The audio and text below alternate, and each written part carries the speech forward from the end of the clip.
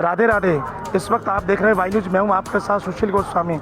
हम वृंदावन कुंभ में मौजूद हैं और विश्वविख्यात ब्रज के निष्प्रिय संत, पद्मश्री प्राप्त संत रमेश बाबा के शिविर में हैं और रमेश बाबा का स्वास्थ्य ठीक नहीं है, लेकिन आज वृंदावन कुंभ का प्रथम शाही स्नान था। बाबा महाराज आज यहाँ पधारे हैं। आपको याद दिला दूँ कि सन 2010 में जब वृंदावन का इसी जगह पर जब कुंभ लगा तो बाबा ने संकल्प लिया कि भगवान श्री कृष्ण की प्रिय पटरानी यमुना जी के जो दुर्दशा है उसको, यमुना जी को स्वच्छ करने, निर्मल करने के लिए बाबा ने यमुना मुक्तिकरण अभियान चलाया। आज 10 वर्ष पूरे हो गए, 11वां साल चल रहा है, लेकिन अभी तक यमुना की स्थिति में कोई सुधार नहीं आया और बद से बदतर हो गई है।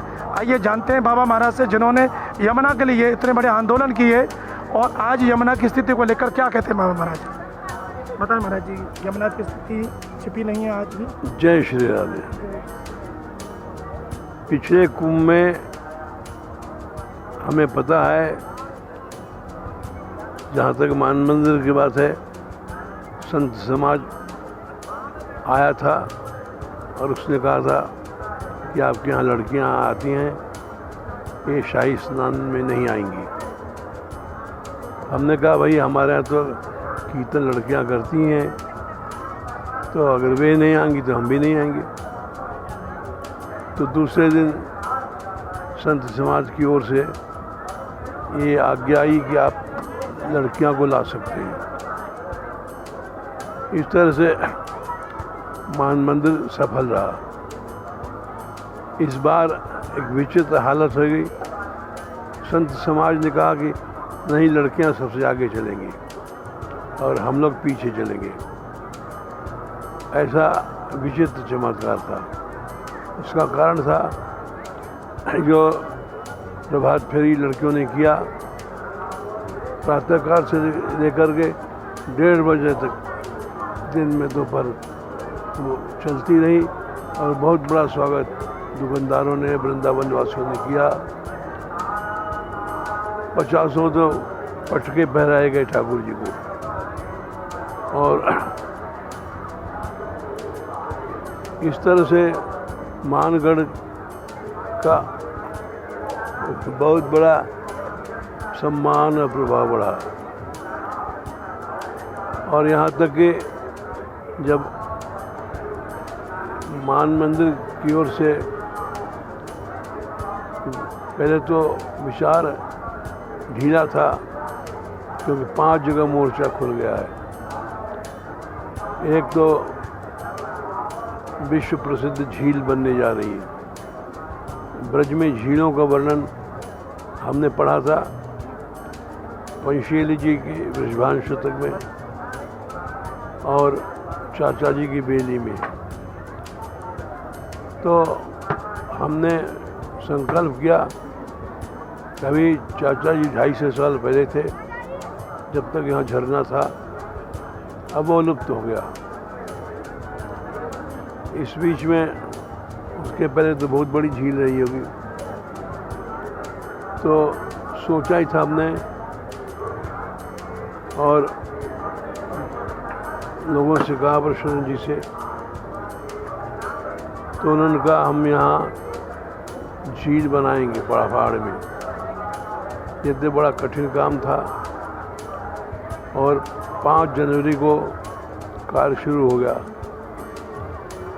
और रात दिन जेसीबी और ट्रैक्टर चलते रहे, क्योंकि पत्थरों में झील बनाना खेल नहीं है, असंभव सा था। किंतु दिन रात काम किया इन लोगों ने। और विचित्र बात यह है कि कोई चंदा चिट्ठा नहीं मांगा गया, किसी से न याचना की गई। ये अपने आप मान बिहारी लाल प्रबंध करते रहे और महीनों तक खुदाई चली और खोद गया, पहाड़ खोदा गया, मिट्टी खोदी गई, पानी खाली किया गया। उसके बाद विचार किया गया कि झील की घाट बनने चाहिए। ये बड़ा कठिन काम था क्योंकि करोड़ों रुपए लग जाएंगे चारों तरफ घाट बनने में। लेकिन राधा रानी की कृपा थी, अपने आप बिना मांगे लोग बहुत सहायता दी उन्होंने, और इससे उत्साह बढ़ भी गया। अब हालत यह है कि ये ब्रज में पहली झील तैयार हो जाएगी। भाई यमुना जी की स्थिति पर क्या कहेंगे हम आप? बता रहे हैं, पहले झील की बात बता दें, जो कि यहाँ असंभव था ब्रज में।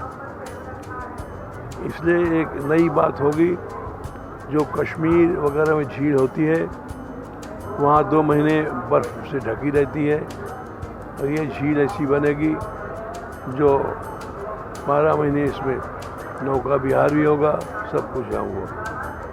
झील की आवश्यकता इसलिए पड़ी कि यमुना जी का जो पानी स्वच्छ करने के लिए लोगों ने कहा था, पिछले आंदोलन में जो मान मंदिर से उठाया गया था, उसमें वादा भी किया था सरकार ने,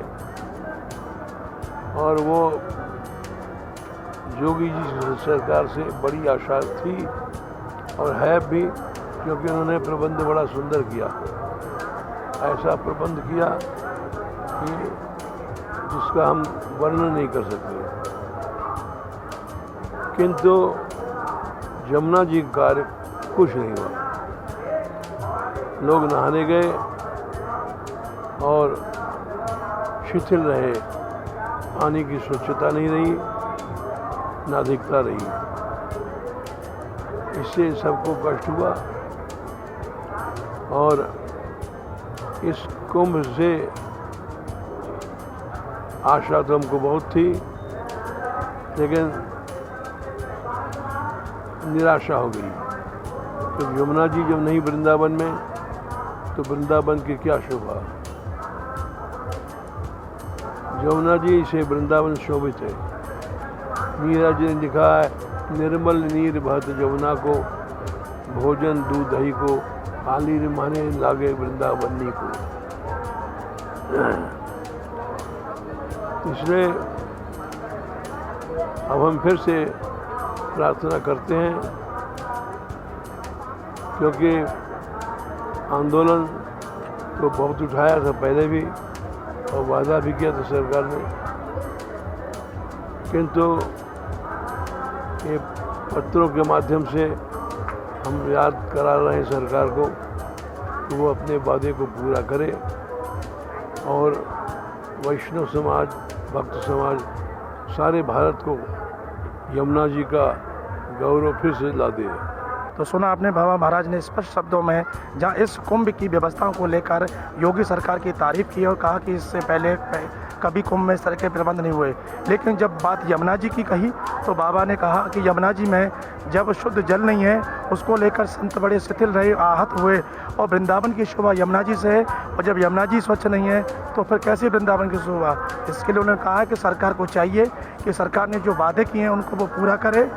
और बाबा ने कहा कि ब्रज में बाबा के द्वारा तालाब, सरोवर, झील के लिए जो निरंतर कई दशकों से कार्य चल रहे, और ऐसे बाबा एक ब्रज में एक अनूठी झील जो पहले जिसका वर्णन ग्रंथ और शास्त्रों में मिलता है, उसको पढ़कर उसकी जगह को खोजकर और बाबा और बाबा के अनुयायी एक ऐसी झील का निर्माण कर रहे हैं जो ब्रज में एक अपने आप में अद्वितीय झील बनकर सामने आएगी। तो सरकार को भी चाहिए, जब ऐसे संत महात्मा ब्रज के लुप्त हुए पौराणिक तीर्थ, सरोवर, वन, झीलों को जब नए रूप में लाकर दे रहे हैं, तो सरकार जो यमुना के प्रति दशकों से वादे करती आ रही है, मनमोहन सरकार हो या मोदी सरकार हो, उत्तर प्रदेश की योगी सरकार हो, सरकार ने वादा किया कि वृंदावन के कुंभ में संत शाही स्नान स्वच्छ जल में करेंगे। लेकिन आज जब पहला शाही स्नान हुआ तो उसमें यमुना का दुर्गंध युक्त गंदा पानी था, संत खासे नाराज हुए। अब देखना ये है, संतों की नाराज़गी को देखते हुए सरकार जो आने वाले शाही स्नान है उनमें यमुना के जल में कितना परिवर्तन ला पाती है, और जो बाबा का सपना है कि ब्रज में निर्मल और अविरल जल यमुना में हमेशा रहे, उसको लेकर सरकार अपने वादे को कब तक पूरा करती है। वाई न्यूज़ के लिए कैमरा पर्सन कुमार के साथ सुशील गोस्वामी।